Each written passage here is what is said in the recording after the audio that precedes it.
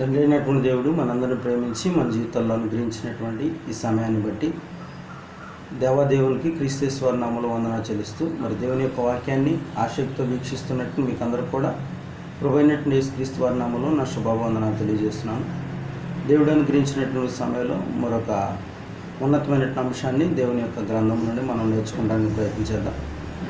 ఈ సమయంలో ఎఫెసీయులకు రాస్తున్నటువంటి పత్రిక 2వ అధ్యాయము 4వ వచనం నుండి 10 వచనాలు కనుక మనం జాగ్రత్తగా ధ్యానించగలిగినట్లయితే దేవుని యొక్క ఉన్నతమైనటువంటి మహాకృప నశించిపోయినటువంటి మానవుని పట్ల ఏ విధంగా పనిచేసింది అనేటువంటి వాస్తవాన్ని మనం గుర్తించగలుగుతాం.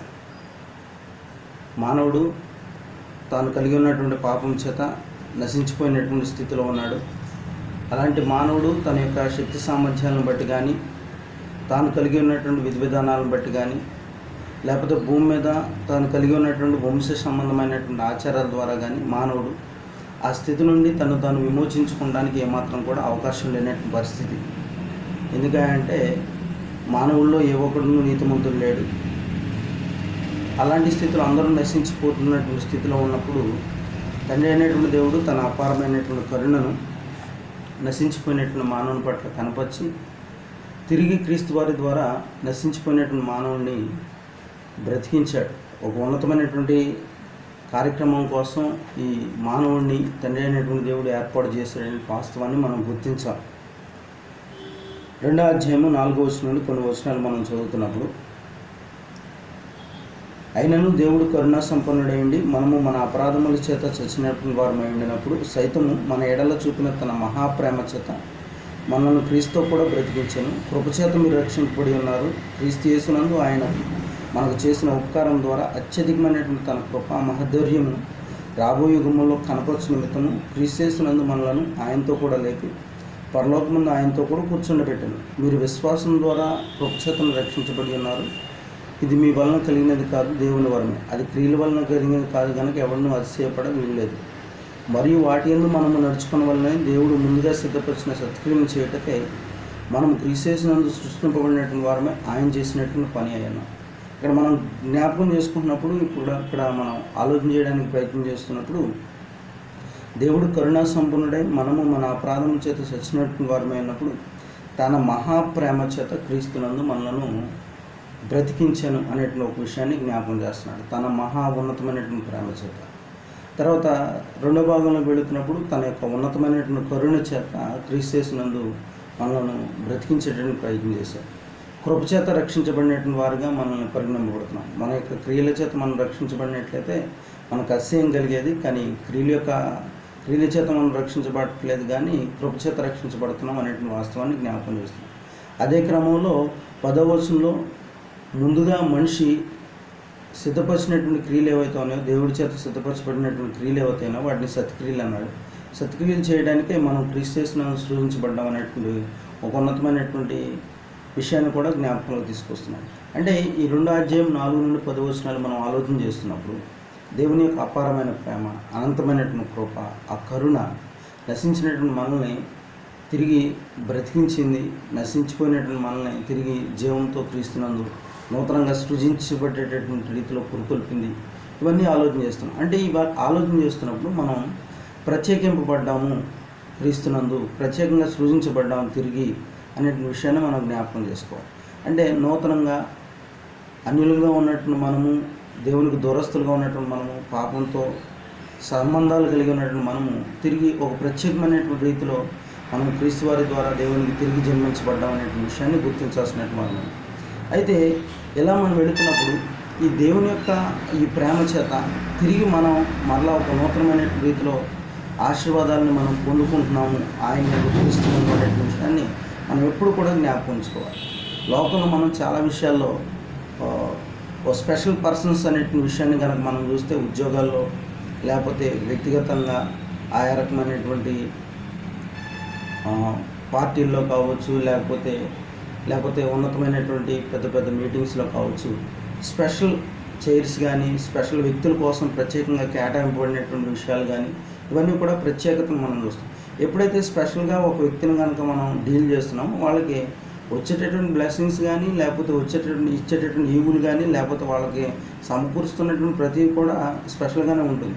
అలాగే నేటి దినాల్లో విశ్వాసులమైనటువంటి మనము దేవునికి క్రీస్తుకు కూడా ప్రత్యేకింపడినటువంటి వారు. లోకంలో ఉన్నప్పుడు దేవుడు పక్షపాతి కాదు కనుక లోకస్తుల వలె ట్రీట్ చేసినటువంటి రీతిలో నీకు కావాల్సిందని సమకూరుస్తాడు. కానీ ఎప్పుడైతే క్రీస్తు యొక్క రక్తం ద్వారా దేవునికి మనం తిరిగి జన్మించబడుతున్నామో, అప్పుడు దేవునికి మనం ప్రత్యేకింపడినటువంటి వ్యక్తులుగా, లోకంలో మనం ప్రత్యేకింపడినటువంటి వ్యక్తులుగా, ఏ కోణంలో చూసుకున్నా మనం క్రిస్టియన్స్ అంటే క్రైస్తవులు ఒక ప్రత్యేకమైనటువంటి వ్యక్తులుగా పరిగణింపబడడానికి అవకాశం ఉంటుంది. కాబట్టి ఈ ప్రత్యేకమైనటువంటి వ్యక్తులకి ఎల్లప్పుడూ కూడా బ్లెస్సింగ్స్ అనేటువంటివి, ఆశీర్వాదాలు అనేటువంటివి, దేవుని యొక్క దీవెనలు అనేటివి ఎల్లప్పుడూ కూడా ఇంకా కొనసాగుతూనే ఉంటాయి. వారి యొక్క జీవిత పర్యాంతం కొరకు కూడా ఈ యొక్క ఆశీర్వాదాలను అనుభవించేటువంటి అవకాశం క్రీస్తునందు దేవుడు ఏర్పాటు చేసింది. కాబట్టి ఆలోచన చేస్తున్నప్పుడు ఇదైనా మనం ఆలోచన చేయబోతున్నాం. ఆశీర్వాదాలు ఇంకా ప్రవహిస్తున్నాయి, మన కొరకు కొనసాగుతున్నాయి అనే విషయాన్ని మనం నేటి దినాల్లో సవిరంగా గుర్తించుకోవాల్సినటువంటి వారమే. ఎప్పుడైతే క్రైస్తవుడిగా తిరిగి నువ్వు జన్మించి క్రైస్తవుడిగా ఉన్నావో, అప్పుడు నీకు ప్రత్యేకమైనటువంటి బెనిఫిట్స్, ప్రత్యేకమైనటువంటి ఆశీర్వాదాలు ఉన్నాయనేటువంటి వాస్తవాన్ని నువ్వు నేను ఎప్పుడు కూడా మర్చిపోకూడదు.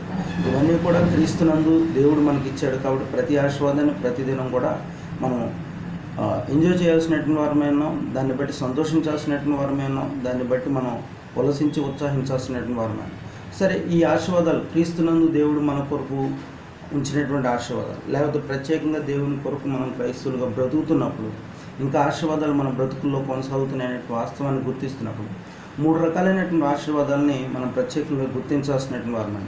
ఏంటి మొట్టమొదటిగా అంటే, దేవుడు మానవ సంబంధమైనటువంటి మన జీవితాల్లో మన కొరకు మనం డైలీ నీడ్స్ ఏవైతే ఉన్నాయో, మన ప్రతిరోజు దిన అవసరతలు ఏవైతే ఉన్నాయో, వాటి పట్ల దేవుడు ఒక ప్రత్యేకమైనటువంటి శ్రద్ధను మన కొరకు కనపరుస్తున్నాడు అనేటువంటి వాస్తవాన్ని మనం గుర్తించాల్సినటువంటి వారమే. అంటే ప్రతిదినపు అవసరతల కోసం నీ కొరకు నువ్వు బాధ్యత కలిగి ఉండటం, నీ కొరకు నువ్వు ఒక ప్రయత్నం చేయడం కంటే, నువ్వు ప్రత్యేకంపడి క్రైస్తవుడికి ఎప్పుడైతే బ్రతుకుతున్నావో, నీ యొక్క ప్రతిదినపు అవసరతల కోసం దేవుడు ఒక ఉన్నతమైనటువంటి శ్రద్ధను, ఒక ఉన్నతమైనటువంటి బాధ్యతను, ఒక ఉన్నతమైనటువంటి నీకు సమకూర్చాలనేటువంటి ఆలోచనను ఆయన కలిగి ఉన్నటువంటి విషయాన్ని గుర్తించాలి. కాబట్టి మన డైలీ నీడ్స్ గురించి ఆయన ఒక ఆలోచన కలిగి ఉన్నాడు, మొదటిది. రెండవది, ఉన్నతమైనటువంటి రెండో ఆశీర్వాదం ఏంటంటే బ్లడ్ ఆఫ్ జీసస్. అంటే క్రీస్తు యేసు యొక్క ఉన్నతమైన రక్తం ద్వారా మనకు అనేక రకమైనటువంటి ఆశీర్వాదాలను నేటి దినాల్లో మన జీవితాల్లోకి దేవుడు అనుగ్రహిస్తున్నాడు. కాబట్టి రెండవ ఆశీర్వాదం, క్రీస్తు యేసు యొక్క ఉన్నతమైన రక్తం మనకు అందుబాటులో ఉంది అనే వాస్తవాన్ని మనం గుర్తించాలి. మూడవది, తండ్రి అయినటువంటి దేవుడు క్రీస్తునందు మనకి ఏదైతే వాగ్దానం చేశాడో, ఆయన వాగ్దానం చేసింది కేవలం యెహోవాకు సంబంధమైనటువంటి జీవితం కోసం వాగ్దానం చేయలేదు. ఆయన వాగ్దానం చేసింది ఉన్నతమైనటువంటి నిత్యత్వం. కాబట్టి మూడో రకమైనటువంటి ఆశీర్వాదం గురించి మనం ఆలోచన చేస్తున్నప్పుడు హోప్ ఆఫ్ హెవెన్, అంటే పరలోకంలో కూర్చున్నటువంటి నిరీక్షణ క్రీస్తునందు నిత్యము నేటి దినాల్లో క్రైస్తవులమైనటువంటి మనకి అదొక గొప్ప ఆశీర్వాదం కింద ప్రవహిస్తుంది. కాబట్టి 3 రకాలైనటువంటి ఆశీర్వాదాల గురించి ఈ దినం మనం ఆలోచన చేయబోతున్నాం. దేవుడు మానవునికి ప్రతిదిన అవసరతల కోసం ఆయన ప్రత్యేకమైనటువంటి శ్రద్ధను కలిగి ఉన్నాడు. రెండవది, క్రీస్తు యేసు యొక్క రక్తమును అందుబాటులో ఉంచాడు. మూడవది, పరలోకపు నిరీక్షణను మనిషికి అందించేటటువంటి ప్రయత్నంలో, పురుకులు పెట్టేటువంటి ప్రయత్నంలో దేవాదేవుడు ఉన్నాడు. మొట్టమొదటిగా భౌతిక సంబంధమైనటువంటి ఆశీర్వాదాలు, క్రమేణా మానవుడు ప్రతిదినం తాను ఏమైతే కావాలని కోరుకుంటాడో వాటి గురించి మనం ఆలోచన చేస్తున్నప్పుడు మత్తయి సువార్త 6వ అధ్యాయాన్ని మనం ఆలోచన చేయొచ్చు. మత్తయి సువార్త 6వ అధ్యాయం 25 నుండి 34 వచనాలు చదువుతున్నప్పుడు తండ్రి అయినటువంటి ప్రభు అయినటువంటి యేసుక్రీస్తు వారు కొండ మీద ప్రసంగం చేస్తూ, ఏమి తిందుమో, ఏమి త్రాగుదమో, ఏమి ధరించుకుందామో అని చెప్పి మీ దేహం గురించి కానీ, మీ ప్రాణముల గురించి కానీ ఏమాత్రం కూడా మీరు చింతించాల్సినటువంటి అవసరం లేదు. ఇవన్నీ కావాలని మీ పరలోకపు తండ్రి ఎరుగును కదా అని చెప్పి దాని కంక్లూజన్ ఇచ్చుకుంటూ వస్తూ, మీరు చింతింపకుడి, ఆకాశ పక్షులను చూడండి, అవి వెతట్లేదు, అవి పోయట్లేదు, కానీ తండ్రి అయినటువంటి దేవుడు, పరలోకమందు ఉన్నటువంటి దేవుడు వాటిని పోషిస్తున్నాడు. అదే క్రమంలో అడవి పువ్వులను చూడండి, వాటిని సొలొమోను కంటే అత్యధికమైనటువంటి స్థాయిలో దేవుడు వాటిని అలంకరించాడు అని చెప్పి ఉదాహరణలు ఇస్తూ ప్రభు అయినటువంటి యేసుక్రీస్తు వారు డైలీ మీ యొక్క అనుదిన అవసరతలు ఏవైతే ఉన్నాయో, ఆహారం కానీ, వస్త్రం కానీ ఏవైతే ఉన్నాయో వాటి గురించి మీరు ఏమాత్రం కూడా చింతింపకుడి అనేటువంటి విషయాన్ని జ్ఞాపకం చేస్తున్నాడు. జ్ఞాపకం చేస్తూనే అన్యులు వీటన్నిటి విషయమై చింతిస్తారు అనేటువంటి ఒక ప్రత్యేకమైనటువంటి మాట మాట్లాడాడు. మనం ఆ వచనాలు జాగ్రత్తగా గమనిస్తున్నప్పుడు మనం ఇది గమనించవచ్చు. అంటే క్రైస్తవులంగా ఎప్పుడైతే మనం దేవుని యొక్క మార్గంలో, దేవుని యొక్క చిత్తంలో మనం విధేయతను అగుపర్చేటువంటి ప్రయత్నం చేస్తూ ముందుకు వెళుతున్నాము, అప్పుడు అన్యులకి ఈ విధమైనటువంటి చింత ఉంటుంది, కానీ మీకు ఈ విధమైనటువంటి చింత అవసరత లేదు. ఎందుకంటే మీ గురించినటువంటి చింత నేను కలిగి ఉన్నాను. ఎందుకంటే అది మీకు కావాలని నాకు తెలుసు. కాబట్టి మీ దేహమునకు వస్త్రములు, మీ ప్రాణమునకు ఆహారం, ఇవి కావాలన్నటువంటి ఆలోచన నేను ఎరిగి ఉన్నాను. కాబట్టి మీరు ఏమాత్రం కూడా చింతించు. అంటే ఒక బలిష్టమైనటువంటి దేవుడు, మహాదేవుడు ఒక సామాన్యమైనటువంటి మానవుడికి ప్రతిదినం ఏమైతే కావాలో, ఆ మానవుడు దేనికోసమైతే ఆశపడుతూ ఉంటాడో అవి కావాలన్నటువంటి ఆలోచనతో ఆ మానవుడికి అందించేటువంటి ప్రయత్నంలో దేవుడు ఉన్నాడు అనేటువంటి విషయాన్ని మనం గుర్తిస్తే, నేటి దినాల్లో ఈ ఆహారం కోసం, వస్త్రం కొరకు, లేకపోతే భౌతిక సంబంధమైనటువంటి ఈవుల కొరకు మనం చింతించేటటువంటి ప్రయత్నం ఏమాత్రం కూడా జరగదండి. కాబట్టి జాగ్రత్తగా మనం ఆలోచన చేస్తున్నప్పుడు ఈ భౌతిక సంబంధమైనటువంటి ఆశీర్వాదాల్లో ఆయన మన పట్ల ఒక ప్రత్యేకమైనటువంటి కేర్ని తీసుకుంటున్నాడు, బాధ్యతను తీసుకుంటున్నాడు అనే విషయాన్ని గుర్తించాలి.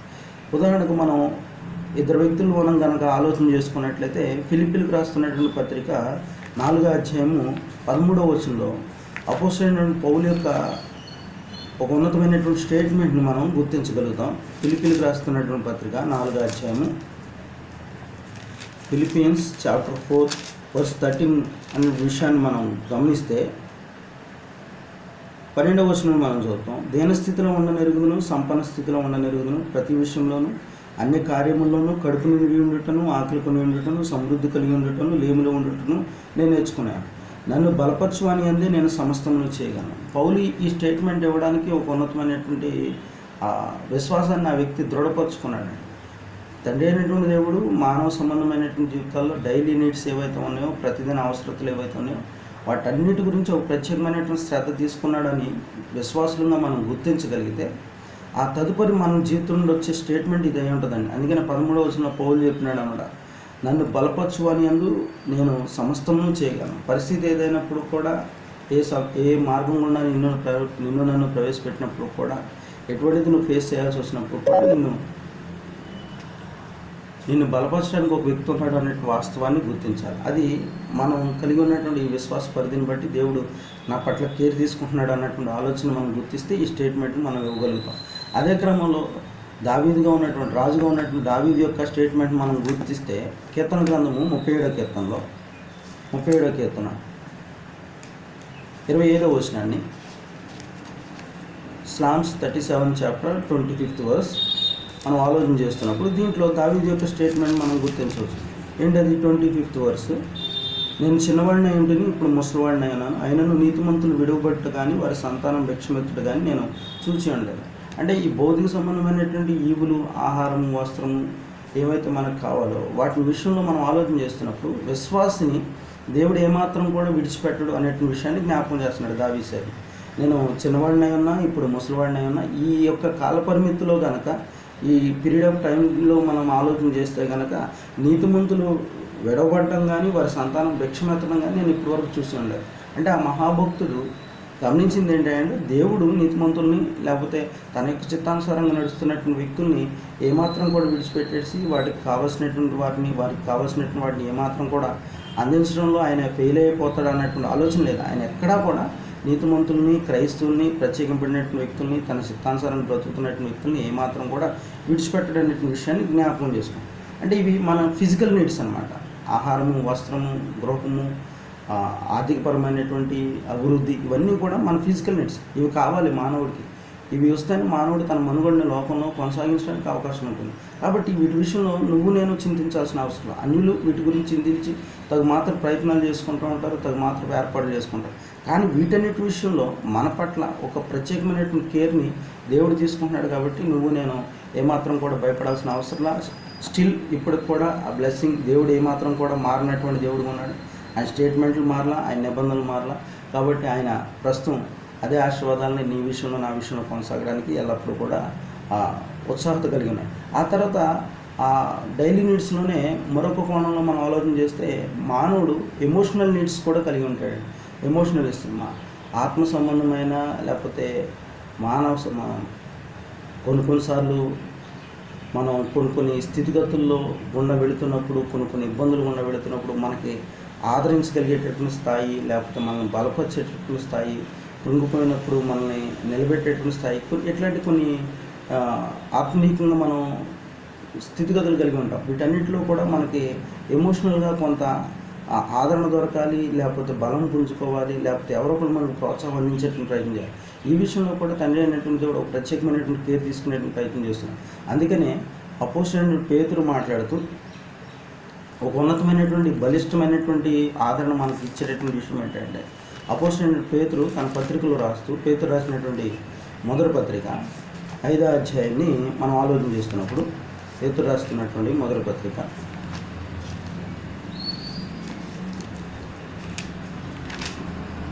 5వ అధ్యాయము 7వ వచనం నుండి, 1 Peter 5th chapter 7th verse, ఆయన మిమ్మల్ని గూర్చి చింతిస్తున్నాడు కనుక మీ చింత యావత్తు ఆయన మీద వేయండి. 7వ వచనంలో మాట్లాడుతూ, ఆయన మిమ్మల్ని గూర్చి చింతిస్తున్నాడు కనుక మీ చింత యావత్తు ఆయన మీద వేయండి.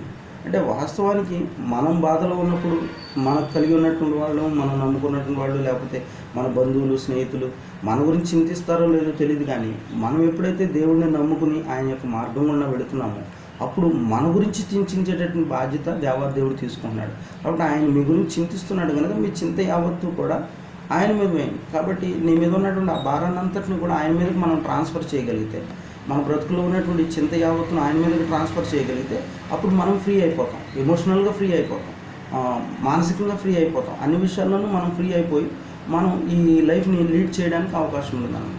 కాబట్టి అపోస్తలుడైన పేతురు అది గుర్తించి అంటాడనమాట, మనకిస్తున్నాడు ఒక ఉన్నతమైనటువంటి స్థితి, ఆజ్ఞ ఏంటంటే మీ చింత యావత్తు ఏదైతే ఉందో ఆ చింత అంతా ఆయన మీదకి మీరు ట్రాన్స్ఫర్ చేసుకోండి. ఎందుకంటే ఆయన మాత్రమే మీ గురించి ఒక ప్రత్యేకమైనటువంటి స్థాయిలో చింత కలిగి ఉన్నాడు. చాలా ఉన్నతమైనటువంటి కేర్ మన విషయంలో తీసుకుంటున్నాడు. అటు ఫిజికల్గా తీసుకుంటున్నాడు, ఇటు ఎమోషనల్గా తీసుకుంటున్నాడు.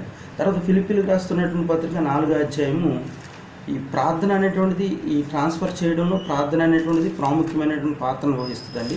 కాబట్టి మనకు ఉన్నటువంటి భారములను, మనం కలిగి ఉన్నటువంటి నిస్సహాయ స్థితిని, మనం కలిగి ఉన్నటువంటి కృంగుదలను, వీటన్నిటిని కూడా తండ్రి అయినటువంటి దేవునికి మనం తెలియజేసుకోవాలి, ఆయన మీదకి ట్రాన్స్ఫర్ చేయాలంటే మనకు ఉపయోగపడేది కేవలం ప్రార్థన. కాబట్టి 4 నుండి 6 వచనాలు మనం చదువుతున్నప్పుడు పౌలు స్టేట్మెంట్ మనం గుర్తిస్తే, ఎల్లప్పుడూ ప్రభువునందు ఆనందించుడి, మరలా చెప్పుదును ఆనందించుడి, మీ సహనమును సకల జనులకు తెలియబడినీడి, ప్రభు సమీపంగా ఉన్నాడు, దేని గురించి చింతపడకుడు కానీ ప్రతి విషయంలోనూ ప్రార్థన విజ్ఞాపనల చేత కృతజ్ఞతాపూర్వకంగా మీ విన్నపములను దేవునికి తెలియజేయండి. దేని గురించి చింతించండి, అది ఎమోషనల్ నీడ్ అవ్వచ్చు, అది ఫిజికల్ నీడ్ అవ్వచ్చు, అది మరీ ఇంకేమైనా ఎక్స్ట్రా ఏదైనా అయితే అవ్వచ్చు, అది ఏదైనా కావచ్చు. దేని గురించి మీరు చింతపడమాకండి. మీ గురించి చింతిస్తానికి ఒక వ్యక్తి ఉన్నాడు. ఆయన కనుక మీరు ప్రార్థనాపూర్వకంగా, విజ్ఞాపనపూర్వకంగా, కృతజ్ఞతాపూర్వకంగా మీ యొక్క ఆ రిక్వెస్ట్ ఏవైతే ఉన్నాయో అవి మీరు కనుక తెలియజేసుకోగలిగితే ఆ తదుపరి ఆయన ఏం చేస్తాడు, సమస్త జ్ఞానం మించినటువంటి దేవుని యొక్క ఆ సమాధానము క్రీస్తు వల్ల మీ హృదయములకు, తలంపులకు కావలి ఉండేటువంటి స్థాయిలో ఒక గొప్ప ఆశ్చర్యకరమైనటువంటి రీతిలో కార్యం జరిగించడానికి దేవుడు ఎల్లప్పుడూ కూడా సమర్థుడు. కాబట్టి బ్లెస్సింగ్స్ అనేటువంటివి నేటి దినాల్లో విశ్వాసమైనటువంటి మనకి ఇంకా కొనసాగుతున్నప్పుడు ఈ ఎమోషనల్ నీడ్స్, ఈ ఫిజికల్ నీడ్స్ డైలీగా, రోజువారీగా మన జీవితాల్లో మనం కావాలి. ఇవన్నీ కూడా దేవుడు ఎరిగి ఉన్నాడు కనుక ఖచ్చితంగా తండ్రి అయినటువంటి దేవుడు వాటి విషయంలో ఉన్నతమైనటువంటి కృప చూపించి అటు పోషించడానికి, ఇటు మన భారాన్ని ఆయన మీద వేసుకుని మనల్ని ఫ్రీగా నడిపించడానికి కూడా ఆయన సిద్ధంగా ఉన్నాడు. దీని గురించి మనం ఆలోచన చేస్తున్నప్పుడు ఒక గొప్ప నమ్మిక కలిగించేటువంటి విషయాలు మనం ఆలోచన చేయాలి. ఏంటి ఆ విషయాలు అంటే, ప్రభువైన యేసుక్రీస్తు వారు చనిపోయి తిరిగి లేచి 40 దినాలు శిష్యులు కాకపడి దేవుని రాజ్య సువార్త విషయాలు బోధించిన తర్వాత ఆయన గలిలయలోని ఒలివల కొండ మీద నుండి ఆరోహణం అయిపోతున్నప్పుడు ఆయన మత్తయి సువార్త 28వ అధ్యాయంలో శిష్యులకి ఒక ఉన్నతమైన విషయాన్ని బోధిస్తున్నాడు. పరలోకమందును భూమి మీదను నాకు సర్వాధికారం ఇవ్వబడింది, మీరు సర్వలోకానికి వెళ్ళండి, సర్వ సృష్టికి సువార్తను ప్రకటించాలి, తండ్రి యొక్క కుమారుని యొక్క పరిశుద్ధాత్మ నామములో వారికి బాప్తిస్మం ఇస్తూ వారికి నాకు శిష్యులుగా చేయండి, నేను ఏ సంగతులు మీకు బోధించినా అవన్నీ వారికి తెలియజేయండి అని చెప్తూ తర్వాత ఇది మొదలుకుని సదాకాలం నేను మీకు తోడుగా ఉంటానని గొప్ప విషయాన్ని యేసుప్రభు వారు ప్రస్తావించారు. అంటే మనకున్నటువంటి గొప్ప నమ్మిక ఏంటంటే, ప్రభు అయినటువంటి యేసుక్రీస్తు వారు వాగ్దానం చేశారు ఏంటంటే సదాకాలం నేను మీకు తోడుగా ఉంటాను. కాబట్టి విశ్వాసమైనటువంటి మనకి ఒక గొప్ప వ్యక్తి యొక్క తోడు ఉంది, ఆయన ప్రభు అయినటువంటి యేసుక్రీస్తు వారు. దాన్ని మనం ఎప్పుడు కూడా మర్చిపోకూడదు. కాబట్టి ఎమోషనల్గా కొంత నువ్వు కృంగుబాటుకు గురైపోయినా, ఎమోషనల్గా నువ్వు కాసింత దిగ్భ్రాంతికి గురైపోయినా, నిరుత్సాహకు గురైపోయినా, లేకపోతే ఒంటరితనాన్ని అనిపిస్తున్నా నువ్వు జ్ఞాపకం చేసుకోవాలి. ఒక గొప్ప అష్యూరెన్స్ ఇచ్చేటటువంటి మాట ఏంటంటే సదాకాలం ప్రభు మనకు తోడుకుంటాడు. దీన్ని అపోస్తలుడైన పౌలు హెబ్రీయులకు రాస్తున్నటువంటి పత్రిక 13వ అధ్యాయం 5వ వచనం ఏమంటాడంటే, నిన్ను విడువను ఎడబాయను అని చెప్పి తండ్రియే మనకు చెప్పింది కదా అని చెప్పి మాట్లాడుతున్నాం. కాబట్టి తండ్రి అయినటువంటి దేవుడు కానీ ప్రభు అయినటువంటి యేసుక్రీస్తు వారు కానీ మనకు చెప్తున్నటువంటి మాట ఏంటంటే నిన్ను విడువను, ఎందుకంటే నువ్వు ప్రత్యేకం పడ్డావు, నువ్వు నా కొరకు ప్రత్యేకంగా బ్రతకడానికి సిద్ధపడుతున్నావు, నీ ఉన్నతమైన నమ్మిక నా మీద పెట్టుకున్నావు, కాబట్టి నేను విడువను ఎడబాయను అనేటువంటి విషయాన్ని. కాబట్టి తండ్రి అయినటువంటి దేవుడు నమ్మదగినటువంటి వాడు. ఆయన మాటిస్తే మాటని ఎన్ని సంవత్సరాలైనా ఎన్ని వేల సంవత్సరాలైనా దాన్ని నెరవేర్చుకోవడానికి తగు మాత్రం ప్రయత్నం ఆయన చేస్తూనే ఉంటాడు. కాబట్టి ఈ గొప్ప ఎష్యూరెన్స్ మనకు ఉంది. కాబట్టి సదాకాలం ప్రభు మనకు తోడుకుంటాడు, ఆయన మనం విడిచిపెట్టడు, ఏమాత్రం కూడా ఎడబాయడు అనేటువంటి వాస్తవాన్ని గుర్తించాలి. ఉదాహరణకు పాత నిబంధన గ్రంథంలో మనం ఒక ఉదాహరణ చూడవచ్చు. ఏంటంటే ఏలియా అక్బు అనేటువంటి ఇశ్రాయేల్ యొక్క రాజు యొక్క భార్య యెజబెల్ ద్వారా చంపడానికి ప్రయత్నాలు సాగుతున్నటువంటి సమయంలో ఏలియా వెళ్ళి తండ్రి అయినటువంటి దేవుని సముఖంలో ప్రార్థన చేసి, నేను ఒంటరిగా ఉన్నాను, నేను చావడానికి సిద్ధంగా ఉన్నాను, ఈ విధమైనటువంటి స్థాయిలో ఆ భయాన్ని ఆ వ్యక్తి తండ్రి అయినటువంటి దేవుని ముందు కనపరుస్తున్నప్పుడు ఆయన ఒంటరిగా ఉన్నాడు అనేటువంటి విషయాన్ని జ్ఞాపకం ఉంచుకుంటాడు. నేను ఒంటరివాడిని అనే విషయాన్ని ప్రస్తావిస్తాడు. 19వ అధ్యాయము 18వ వచనాన్ని కనుక మనం ఆలోచన చేస్తే 19వ అధ్యాయము 17వ వచనం, హజయేలు యొక్క ఖడ్గమును తప్పించుకున్న వారిని యెహూ హతము చేయును, యెహూ యొక్క ఖడ్గము తప్పించుకున్న వారిని ఎలీషా హతము చేయును. ఆయనను ఇశ్రాయేలు వారిలో బయలుకు మోకాళ్ళునక నోటితో వారిని ముద్దు పెట్టుకుని 7,000 మంది నాకు ఇంకను మిగిలింది. అంటే తండ్రి అయినటువంటి దేవుడు చెప్తున్నాడు ఏలియాకి, అయ్యా నేను ఒంటరివాడిని అయిపోయాను, మరి ఇశ్రాయేల్ అందరూ కూడా బయలుదేవతలకు పూజిస్తున్నారు, కేవలం నేను మాత్రమే నిన్ను సేవించేటటువంటి వాడిగా ఉన్నాను అనేటువంటి విషయాన్ని ప్రస్తావిస్తున్నప్పుడు తండ్రి అయినటువంటి దేవుడు చెప్తున్నాడు, ఇంకా బయలుకు మోకాళ్ళలో ఉన్నటువంటి 7,000 మంది జనాంగం నాకు ఇశ్రాయేల్లో ఉన్నారు అనే వాస్తవాన్ని గుర్తిస్తున్నాను. అంటే కొన్నిసార్లు నువ్వు వెళుతున్నటువంటి ఈ మార్గంలో నువ్వు ఒంటరివి, కాబట్టి నేను ఒక్కడిని ఈ విధమైనటువంటి మార్గంలో వెళుతున్నా, ఈ విధమైనటువంటి శ్రమలు అనుభవిస్తున్నా, లేకపోతే ఈ విధంగా ప్రభు కొరకు బ్రతుకుతున్నప్పుడు ఈ విధంగా హింసించబడుతున్నాను అన్నటువంటి ఆలోచన కనుక నువ్వు నేను వ్యక్తిగతంగా కలిగి ఉంటే అది మన యొక్క అపోహ అవుతుంది. ఇట్లాంటి వ్యక్తులు విశ్వాసంలో ఈ యావత్ విశ్వంలో చాలామంది ఈ మార్గంలో వెళుతూ ప్రభు కోసం బ్రతకడానికి ప్రయత్నం చేస్తున్నారు. కాబట్టి నువ్వు ఒంటరి కాదు, ప్రభు నీకు సదాకాలం తోడు ఉంటాడు, ఆయన విడిచిపెట్టరు. అదే క్రమంలో విశ్వాసులైనటువంటి వాళ్ళు చాలామంది ఆయా పరిసర ప్రాంతాల్లో ప్రభు కొరకు ఈ విధంగా బ్రతకడానికి సంసిద్ధపడుతున్నప్పుడు వాళ్ళందరూ కూడా మనకు తోడుకున్న వాస్తవాన్ని మనం గుర్తించేటువంటి ప్రయత్నం చేయాలి. తిమోతికి రాస్తున్న 2వ పత్రిక 4వ అధ్యాయం 16 నుండి 17 వచనాల్లో పౌలు స్టేట్మెంట్ మనం గుర్తిస్తే చాలా ఉన్నతంగా ఉంటుంది. నేను సువార్తను ప్రారంభించినప్పుడు ప్రారంభ దినాల్లో అందరూ నన్ను విడిచిపెట్టి వెళ్ళిపోయారు. అయితే ప్రభు నా పక్షాన్ని నిలిచి నన్ను బలపరిచాడనే విషయాన్ని జ్ఞాపకం చేస్తాడు. కాబట్టి విశ్వాసం ఎప్పుడూ ఒంటరివాడు కాదు. ఎమోషనల్గా వెళ్ళాల్సి వచ్చినా, వ్యక్తిగతంగా వెళ్ళాల్సి వచ్చినా, భౌతికంగా వెళ్ళాల్సి వచ్చినా, ఆయా ప్రయాణాల గుండా వ్యక్తి వెళుతున్నప్పుడు ఒంటరిగా అనేటువంటి విషయాన్ని మనం ఏమాత్రం కూడా ఫీల్ అవ్వడానికి లేదు. విశ్వాసం మనకు తోడుకున్నారు, ప్రభు మనకు తోడుకున్నారు, దేవుడు మనకు తోడుకున్నారు.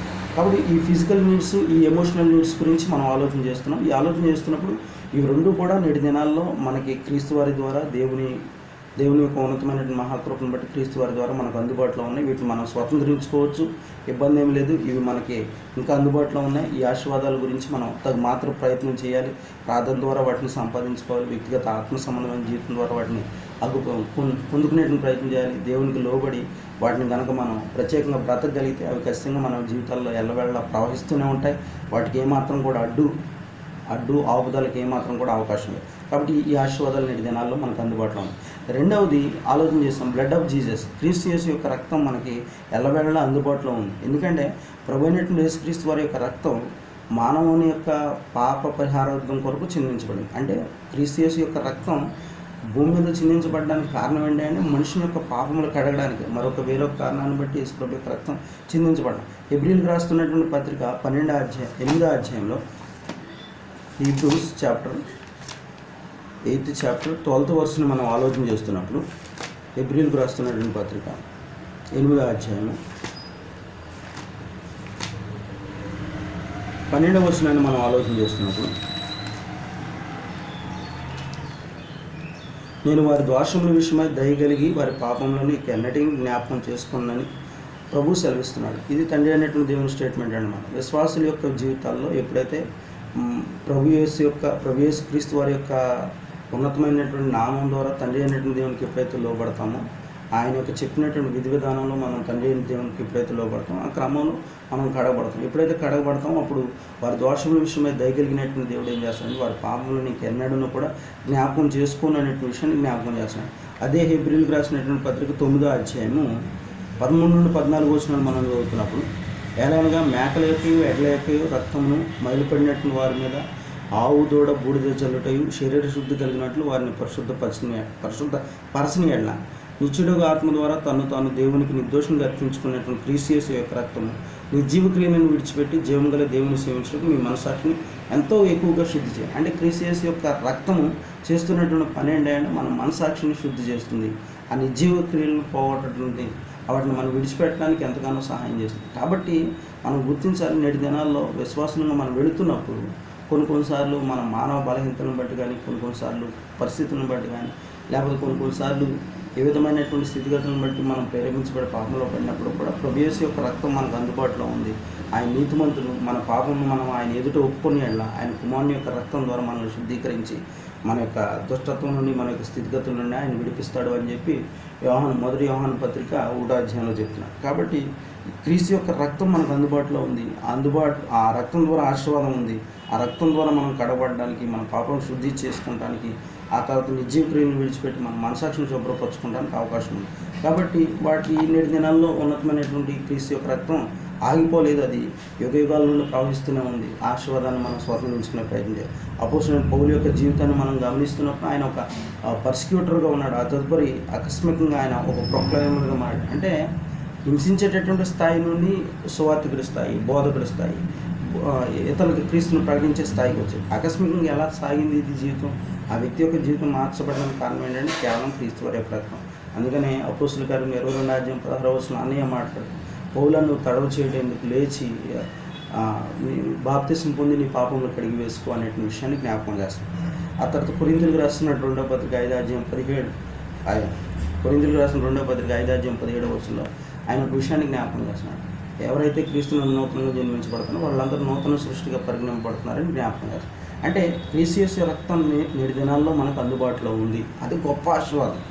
అది ఇంకా ప్రవహిస్తూనే ఉంది. ఆశీర్వాదం ఇంకా మనకు ప్రవహిస్తున్నాను. దానికి అడ్డుపడేటువంటి స్థితి కానీ, దాన్ని ఆటంకపరిచేటువంటి స్థితి కానీ ఏమాత్రం కూడా లేదు అనేటువంటి విషయాన్ని మనం జ్ఞాపకం చేసుకోవాలి. ఆ క్రమంలోనే మూడవది మనం ఆలోచన చేసుకుంటే పరలోకం కోసం నిరీక్షణ అనేటువంటి విషయాన్ని విశ్వాసులమైనటువంటి మనకి దేవుడు అందుబాటులో పెట్టాడు. దీని గురించి మనం ఆలోచన చేస్తున్నప్పుడు హోప్ ఆఫ్ హెవెన్, మూడవ ఆశీర్వాదం గురించి మనం ఆలోచన చేస్తాం. ఖచ్చితంగా యేసుప్రభు వారు యోహాను సువార్త 14వ అధ్యాయంలో మొదటి 6 వచనం చెప్తున్నాడు. ఆయన మన కొరకు ఒక స్థలాన్ని సిద్ధపరచడానికి వెళ్ళాడంటే వాస్తవాన్ని గుర్తించాలి. ఆయన ఇప్పుడు అదే పనిలో ఉన్నాడు. ఆయన మన కొరకు స్థలాన్ని సిద్ధపరుస్తున్నాడు. దీని గురించి మనం ఆలోచన చేస్తున్నప్పుడు ఖచ్చితంగా ఒక నిరీక్షణ, ప్రభు వెళ్ళాడు, ప్రభు మన కొరకు ఒక స్థలాన్ని సిద్ధపరుస్తున్నాడు. ఆ 10 దేవుడు ఆయన యందు వాగ్దానం చేసినటువంటి స్థలమే. ఆ స్థలం కొరకు నేను కూడా సిద్ధపడాల్సినటువంటి వాడినే ఉన్నా. దీని గురించి పౌలు తెస్సలోనికీయులకు రాసినటువంటి మొదటి పత్రిక 4వ అధ్యాయం 18వ వచనంలో ప్రభునందు మృతి పొందినటువంటి స్థితుల గురించి మాట్లాడుతూ వాళ్ళు ఇంకా నిద్రిస్తున్నారు. అదే క్రమంలో మనం కూడా నిద్రిస్తాము. ఆ తదుపరి క్రీస్తునందు మృతులైనట్లు వారు మొదట లేస్తారు అని చెప్పి మాట్లాడుకుంటూ వచ్చిన తర్వాత ఆ జరుగుతున్నటువంటిది అంతా చెప్పి 18వ వచనం అంటాడనమాట. కాబట్టి మీరు ఈ మాటల చేత ఆదరింపబడండి అని చెప్పి మాట్లాడుతున్నాను. అంటే మనం నేటి దినాల్లో ఒక గొప్ప ఆదరణ కలిగించేటటువంటి మాట ఏంటంటే ప్రభు మన కొరకు స్థలాన్ని సిద్ధపరుస్తున్నాడు, అది పరలోకము. కాబట్టి దాని గురించి ఒక నిరీక్షణ కలిగినటువంటి వారంగా ఉంటే అది గొప్ప ఆశీర్వాదం మన జీవితంలో ఇంకా మనకు ప్రవహిస్తుంది. మన జీవితాల్లో అది ఆగిపోలేదు. ఆ నిరీక్షణ అనేటువంటిది ఉంది. కాబట్టి ఆ మాటల చేత మనం ఆలోచన చేసుకోవాల్సినటువంటి వారమైన. ఆ తర్వాత పేతురు రాసినటువంటి 2వ పత్రిక 3వ అధ్యాయం 10 నుండి 13 వచనాల్లో మనం ఆలోచన చేస్తున్నప్పుడు ఈ వచనాన్ని చదువుదాం. పేతురు రాసినటువంటి 2వ పత్రిక 3వ అధ్యాయం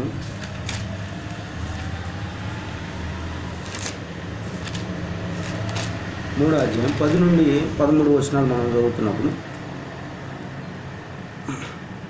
అయితే ప్రభు దినం దొంగవచ్చినట్టు వచ్చిన ఆ దినము ఆకాశంలో మహాధ్వనితో గతించిపోవును, పంచభూతములు మిక్కటమైనటువంటి యంత్రంతో లయమైపోవును, భూమి దాని మీద ఉన్న కృత్యములు కాలిపోవు. ఇవన్నీ ఇట్లు లయమైపోవును కనుక ఆకాశంలో అనుకుని లయమైపోయినట్టు పంచభూతం మహావేంద్రంతో కరిగిపోయినట్టు దేవుని దినపు రాకడ కొరకు కనిపించు. దాంతో ఆశతో అపేక్షించు.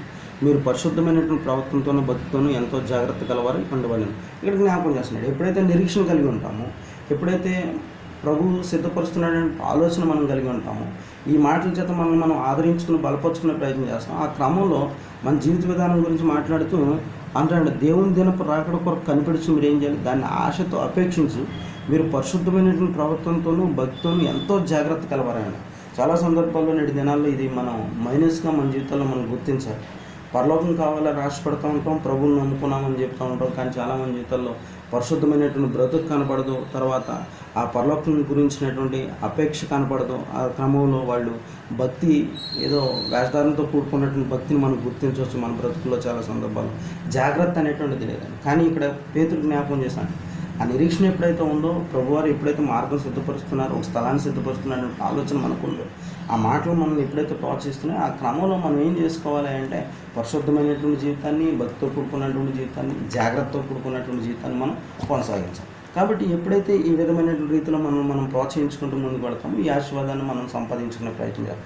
కాబట్టి ఒకటి విషయం గుర్తించాలి, సిద్ధపరిచినటువంటి స్థలము కేవలం సిద్ధపడినటువంటి వారికే ప్రభు సిద్ధపరుస్తున్నటువంటి స్థలం ఏదైతే ఉందో ఆ స్థలము కేవలం ఎక్కడుండి సిద్ధపడుతున్నటువంటి వారికి మాత్రమైనటువంటి వాస్తవాన్ని గుర్తించాలి. ఎక్కడుండి నువ్వు సిద్ధపడకపోతే ఆయన సిద్ధపరిచినటువంటి స్థలాన్ని నువ్వు స్వతంత్రించుకోవడానికి ఏమాత్రం కూడా అవకాశం లేదు. కాబట్టి మనం ఏం చేయాలి, మన హృదయంలో క్రీస్తు వారికి ప్రతిష్ఠించుకోవాలి. పేతురు రాసినటువంటి మొదటి పత్రిక 2:9-10 మనం ఆలోచన చేస్తున్నప్పుడు అదే క్రమంలో ఒకవేళ ప్రతిష్ఠించుకుని ముందుకు సాగుతున్నప్పుడు ఇంకా ఎవరైతే లోకంలో ఈ ఆశీర్వాదాన్ని పొందుకునే ప్రయత్నం లేరో వాళ్ళు సువార్తకు లోబడి ప్రభు క్రీస్తునందు బాప్తిసం పొందుకుని, క్రీస్తు వారి నామంలో బాప్తిసం పొందుకుని సంఘంలో చేర్చబడడానికి ప్రయత్నం చేయాలి. అపోస్తుల కార్యం 2:47 ప్రభు రక్షించబడుతున్నటువంటి వారిని సంఘంలో చేరుస్తున్నాడు. కాబట్టి ప్రభు చేత మనం సంఘంలో చేర్చబడేటువంటి ప్రయత్నం చేయాలి. ఆ క్రమంలో మనం ప్రభు వచ్చే వరకు కూడా నమ్మకంగా మన బ్రతుకులు మనం కొనసాగించేటువంటి ప్రయత్నం చేయాలి. ఇలా ఎప్పుడైతే మనం చేస్తూ ఉంటామో ఈ పరలోకం గురించినటువంటి నిరీక్షణ అనేటువంటి ఆశీర్వాదాన్ని మనం స్వతంత్రించుకుని తదుపరి ఆ స్థలానికి మనం వెళ్ళి ఒక గొప్ప మేలును మనం పొందుకోవడానికి అవకాశం ఉంది. కాబట్టి 3 రకాలైనటువంటి ఆశీర్వాదాలు నేటి దినాల్లో స్టిల్ ఫ్లో అవుతున్నాయి అన్నమాట. ఏంటి అవి అంటే, ఒకటి ఆయన మన ఫిజికల్ నీడ్స్, ఎమోషనల్ నీడ్స్, రోజువారికి కావాల్సినటువంటి ప్రతిదీ కూడా ఆయన కేర్ తీసుకుంటున్నాడు, ఒక బాధ్యత తీసుకుంటున్నాడు. కాబట్టి అది భోజనం కావచ్చు, అది వస్త్రం కావచ్చు, అది ఆర్థిక ఇబ్బందులు కావచ్చు, లేకపోతే మానసికమైనటువంటి రుగ్మతలు కావచ్చు, ఏదైతే నువ్వు కలిగి ఉన్నావు అది నువ్వు ఆశీర్వాద రూపంలో పొందుకోవాలంటే నీ చింత యావత్తు ఆయన మీద ట్రాన్స్ఫర్ చేయి. ప్రార్థన ద్వారా, విజ్ఞాపన ద్వారా ఆయన ఎదుట విజ్ఞాపనం చేసుకో. ఖచ్చితంగా దానికి తగినటువంటి సమాధానాన్ని నా బ్రతుకులో పొందుకోవడానికి అవకాశం ఉంది. అదే క్రమంలో రెండవ ఆశీర్వాదం ఆయన మనకు అందుబాటులో ఉంచాడు, అది స్టిల్ ఫ్లో అవుతుంది. అదేంటంటే బ్లడ్ ఆఫ్ జీసస్. ఈ బ్లడ్ ఆఫ్ జీసస్ యేసుక్రీస్తు వారి యొక్క రక్తం ఎందుకు ఉపయోగపడుతుందంటే నేటి దినాల్లో మానవుని యొక్క మనసాక్షి కడగడానికి ఉపయోగపడుతుంది. నిర్జీవ క్రియలు మనిషి విడిచిపెట్టడానికి ఇది దోహదం చేస్తుంది. కాబట్టి ఇది అందుబాటులో ఉంది. కాబట్టి ఒకవేళ నువ్వు నేను అటువంటి స్థితిలో ఉంటే ఈ క్రీస్తు యొక్క రక్తానికి చేరువగా వచ్చి దాన్ని మనం తీసుకుని దాన్ని మన బ్రతుకుని కడుక్కోవడానికి ఉపయోగించుకుంటే కనుక ఇది గొప్ప ఆశీర్వాదం కింద మన జీవితాల్లో పరిగణించబడుతుంది. మూడవది, పరలోకం గురించినటువంటి నిరీక్షణ మనకి అందుబాటులో ఉంది. తండ్రి ప్రభువైనటువంటి యేసుక్రీస్తు వారి స్థలాన్ని సిద్ధపరచడానికి వెళ్ళాడు. ఆ స్థలాన్ని సిద్ధపరుస్తున్నప్పుడు నువ్వు దాని గురించి నిరీక్షణ కలిగి ఆ మాటల చేత నువ్వు ప్రోత్సహించుకొని పరిశుద్ధమైనటువంటి జీవితం, భక్తితో కూడుకున్నటువంటి జీవితం, జాగ్రత్త కలిగినటువంటి వాడిగా బ్రతకగలిగితే ఖచ్చితంగా ఆ యొక్క పరలోకాన్ని నువ్వు నిరీక్షణ కలిగినటువంటి స్థాయిలోనే సంపాదించుకోవడానికి అవకాశం. అందుకు మనం చేయాల్సింది క్రీస్తు వారి మన హృదయాల్లో ప్రతిష్ఠించుకుంటాం, సువార్తకు లోబడడం, సువార్త ఏదైతే చెప్పిందో ఆ రీతిలో రక్షించబడి సంఘంలో చేర్చబడే ప్రయత్నం చేస్తాం. ఖచ్చితంగా ఈ 3 ఆశీర్వాదాలు మన బ్రతుకుల్లో ఉన్నతంగా ప్రవహిస్తాయి.